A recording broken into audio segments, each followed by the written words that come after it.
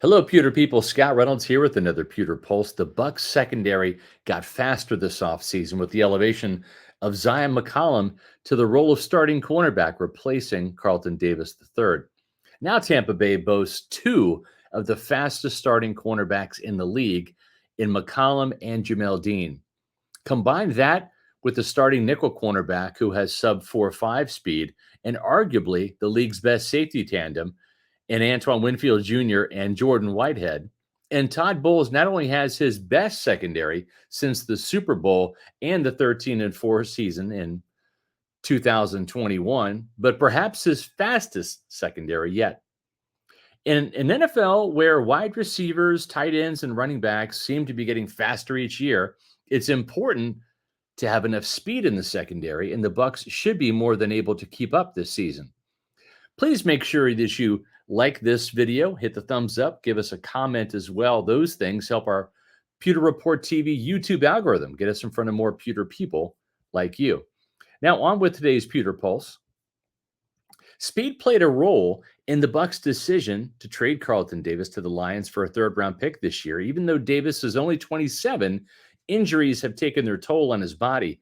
Davis entered the league with 4.44 speed, and it wouldn't be a surprise to me if he was a tick slower on the stopwatch now. Meanwhile, McCollum is the most athletic corner to enter the NFL since 1987, according to Kent Lee Platt's relative athletic score. McCollum blazed a 4.33 time at the Combine in 2022 and achieved a perfect 10 score on the RAS.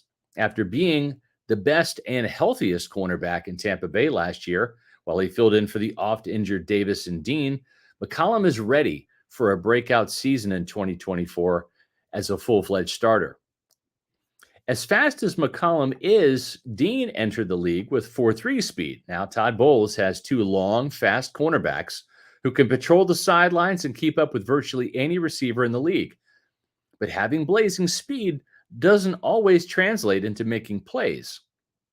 Both Dean and McCollum need to show they can go from breaking up passes to picking them off in 2024. They have the ability. Now they just have to do it. And creating interceptions has been the offseason mantra of cornerbacks coach Kevin Ross. McCollum has yet to record his first INT in the NFL, and Dean went without a pick last year. That has to change in 2024. All-pro safety Antoine Winfield Jr. ran a 4.45 at the Combine, but plays faster on the football field. Not only did Winfield use his speed to track down Pro Bowler Justin Jefferson, who runs a 4.43 himself, for a pair of touchdown-saving tackles and a season-opening win at Minnesota, he also was stride for stride with Saints speedster Chris Olave, breaking up a pass in the end zone and saving a touchdown in Week 4 in that win at New Orleans. Olave has 4.39 speed. Then, of course, Winfield's speed showed up with two hustle plays at the goal line, forcing a fumble against Falcons quarterback Desmond Ridder. And then his most clutch play of the entire year, a goal line forced fumble against Panthers wide receiver DJ Chark to prevent a critical touchdown at Tampa Bay's season-ending shutout win at Carolina. That victory clinched the Bucs' third straight division title. Oh, by the way, Chark ran a 4.34 coming out of LSU in the 2018 draft. On paper, Ryan Neal, the former Bucs safety, was actually faster than Jordan Whitehead. Neal ran a 4.47 coming out of Southern Illinois, while Whitehead was timed at 4.59 as a fourth-round pick coming out of Pittsburgh. But I swear Whitehead seems to play faster than that, and I think he's gotten legitimately faster since being in the NFL. He showed plenty of range, playing a great deal of cover 4 with the New York Jets over the past 2 years.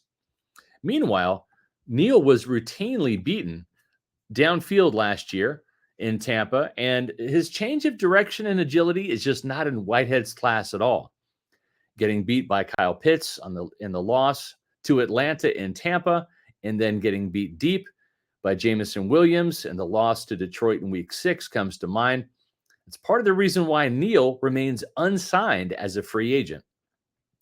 At nickelback, rookie Tyke Smith ran a 4.46 coming out of Georgia, and that's on par with the 4.43 speed that Christian Izien possesses. Izien started all 19 games as an undrafted free agent out of Rutgers last year, but After recording back-to-back interceptions in the first 2 games, Zyon went 17 weeks without an interception, which prompted the Bucs to draft the playmaking Smith in the 3rd round.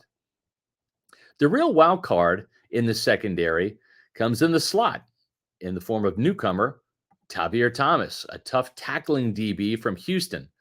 Thomas brings 4.38 speed to Tampa Bay, by the way, adding another blazer to the Bucs defensive backfield.